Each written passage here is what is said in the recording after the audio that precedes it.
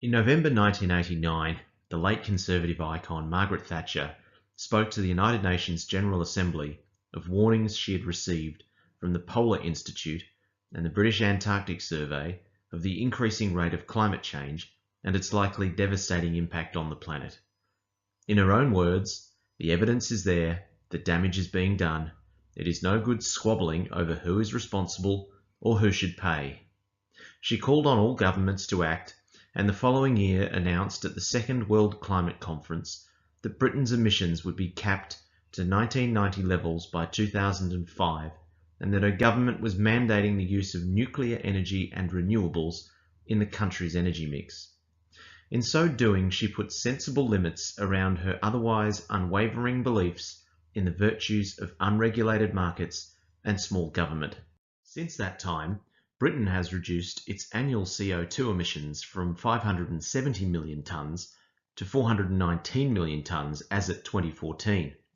At the same time, the country has tripled the size of its economy and grown its population 15%. Closer to home, another prominent Conservative, Peter Costello, explained in an interview on Channel 10 in February 2007 that climate change is occurring, that human activity is leading to carbon emissions, which is slowly leading to an increase in temperature, that the world will move to an emissions trading system, and Australia should be a part of it. Costello's comments were made in response to Liberal Senator Nick Minchin's controversial suggestion that the science of climate change was not settled. Minchin was a serial contrarian who had previously disputed the extent to which nicotine was addictive and passive smoke harmful. Later that year, the coalition was voted out, with John Howard's stubborn refusal to ratify the Kyoto Protocol contributing to voters' impression he had lost touch. Fast forward 12 years, and according to John Roscombe, the Executive Director of the Institute of Public Affairs, 50% of Liberal MPs and 90% of Nationals are climate change sceptics. And Peter Credlin claims the current federal backbench is deeply sceptical about climate theology. This shouldn't be a surprise. After all, hardly a week passes without a member of the far-right's cabal publicly challenging the science or suggesting global warming may be a part of some grand Leninist manifesto. Whilst mainstream Conservatives generally appreciate their elected representatives possessing a healthy scepticism, the prospect the coalition could be ignoring science and basing its energy and environment policies on conspiracy theories is deeply disturbing and totally incongruent with voters' perception of the Liberal Party belonging to the sensible centre. There is good reason to believe that the party's social contract with educated middle-class voters is now void, with the fallout on display in electorates like Kooyong and Warringah. Contrary to the claims of the far right, the science of climate change is sound and uncontroversial, having its basis in physics, with the evidence clear and publicly available. For those not in the loop, I have pasted a link in the comments below to the Royal Society's website, which contains the most succinct synopsis of the issue I could find online. The consequences from our failure to act are widely understood. Rising seas will threaten the livelihood of those who live near coasts. The character and behaviour of plants will change, some for better, some for worse. Some species of animals and plants will migrate to different zones or disappear forever. Forests could die or move, and deserts will advance as green fields retreat. Cyclones will become more frequent and intense, droughts longer lasting, and there will be more extensive coral bleaching on the Great Barrier Reef from marine heat waves. Larger and more deadly bushfires will threaten life, including in places with no history of fire, such as the Arctic Circle and northwest England.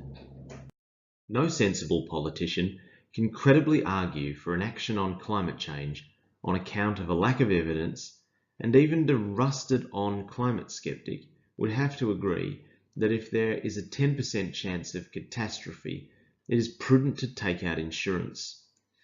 But there is a second argument we often hear for an action from hard right Conservatives like Tony Abbott, Craig Kelly and Barnaby Joyce. It goes along the lines of, if Australia only accounts for around 1% of global carbon emissions, Why risk disrupting our economy for a tokenistic gesture? This argument is as morally bankrupt as it is politically suicidal. According to Lazard, wind and solar now offer the cheapest energy generation, with natural-fired gas plants backing them up. So claims of disruption to our economy through the favouring of renewables in our energy mix are at best naive and at worst a lie. It is becoming increasingly more commercially savvy to power our economy with renewables than without. Proposing to effectively freeload off the efforts of other countries which already emit less carbon per person than Australia clashes with our national narrative of being a consistent voice of reason and force for good in the global community, and deflates our sense of national pride. The argument is toxic for the Liberal Party's brand and ultimately a vote killer. At the time of writing, 90% of voters surveyed by the Lowy Institute want action on climate change, as do the National Farmers Federation and the Business Council of Australia. As a Conservative voter, I despair to see my party of choice isolate itself from the majority of voters on this issue and potentially gift the newest generation of voters to Labor, the Greens and Independents. Being a Conservative should never equate to living at the expense of future generations, particularly when the sacrifices required are modest in relation to what is at stake.